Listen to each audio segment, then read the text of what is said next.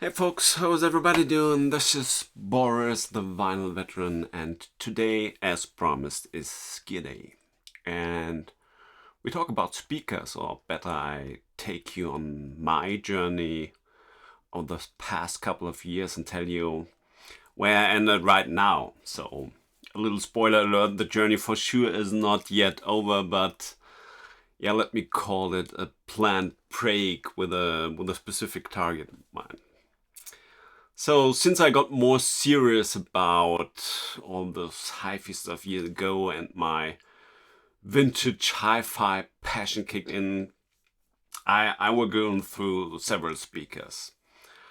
I started with a JBL XPL 140, a three-way speaker with a Titan tweeter, and then it's a beast of a speaker which I still use, love, and own, but I have it in a different room because it was not the ideal solution for my dedicated listening space I have right now. Next were the JBL L90. Some call them monitor speakers. These are gorgeous looking speakers from the mid to late 90s, and they sound phenomenal. They sounded phenomenal, I have to say. Because I don't know why at one stage I wasn't convinced anymore they were ideal for my space. I had overall place issues, and finally I sold them, which today I regret a bit, but at least I made some good money with them. Then there was some kind of a immediate solution, Telefunden TLX3. A quite short episode because to me they were not sounding very good. I sold them pretty fast, and one of the next stations were Revox, the AX5/4 from the late 70s. Again, a phenomenal sounding speaker with a fantastic efficiency, if you ask me. But again, I did not consider them the fitting speaker for my system and for my listening room, and I sold them to a good friend of mine together with a dual 701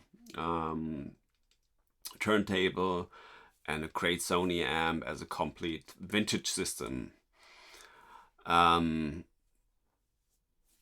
a lot of speakers so far, but we are not yet through. A keeper are my beloved Klipsch Heresy 2s. To me, a special speaker because no other speaker is able to carry that much of that live feeling.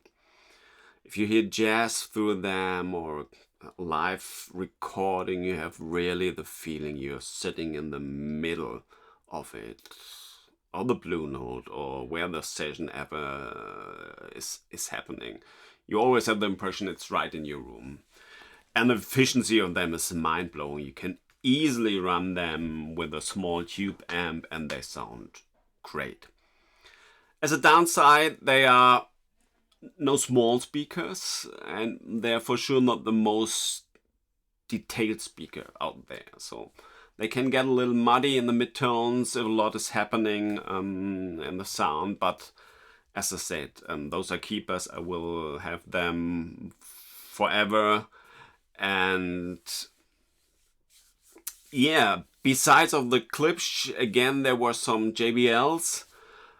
Again, the XPL series, it's the XPL 90.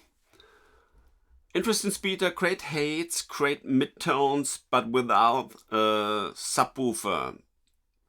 I think you have not enough bass, at least in my room. And I had to really heavily modify them with some EQing. Used them for quite some time, but currently I'm a little bit more in the pure hi-fi philosophy, saying I want a combination that's fitting in terms of amp and speaker without using an EQ up to the end. They make for sure the XPL90s great speakers on your desktop, but yeah, right now I'm not using them anymore, and in fact I'm selling them right now. The last other speakers I tried in my room have been the KEF 104/2 reference speakers. Again, lovely and absolutely great sounding pair of speakers, but they are huge. They are really, really big. And again, I came to the conclusion that they are too big for my listening room. Not sure yet if I will part with them or not. But currently they are stored away and made place for my current pair of speakers, which is, drumroll, a pair of Goodmans Dimension 8. I guess a pair of the ugliest speakers out there ever made. I don't know. They're really in a rough shape.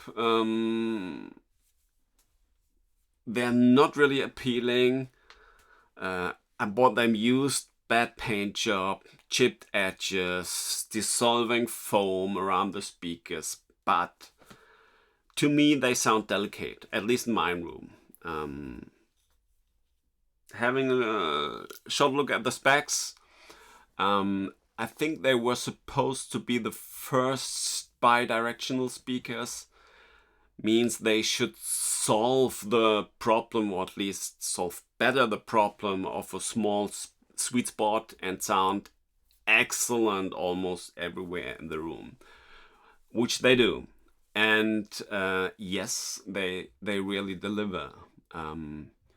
The passive 12-inch bass reflector goes really, really deep, so no need for a sub here.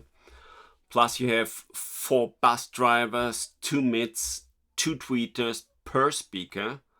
So really crazy amount of speakers. And yeah, well, the plan is to get them a complete makeover, complete restoration. I will rework the cabinet, give it a nice wooden veneer. So I decided for walnut, already bought it.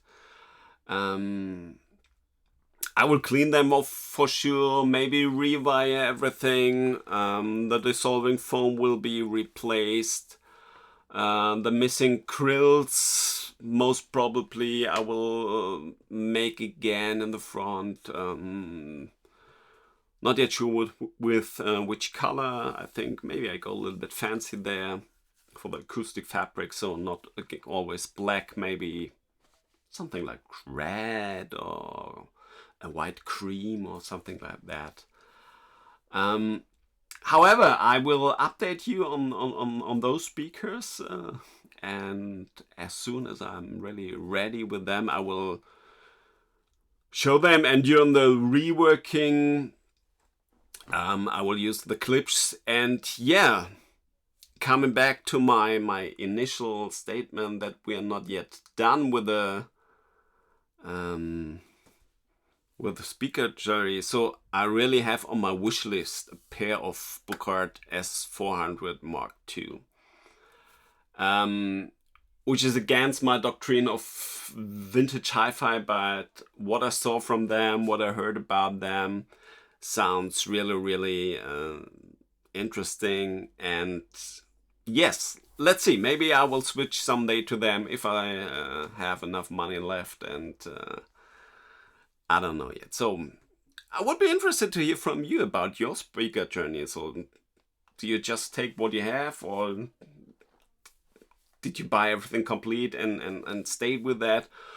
Or do you have some similar experiences, so trying different things in your room, what fits, what not, and resell everything, and is it a never-ending journey? I'm not sure.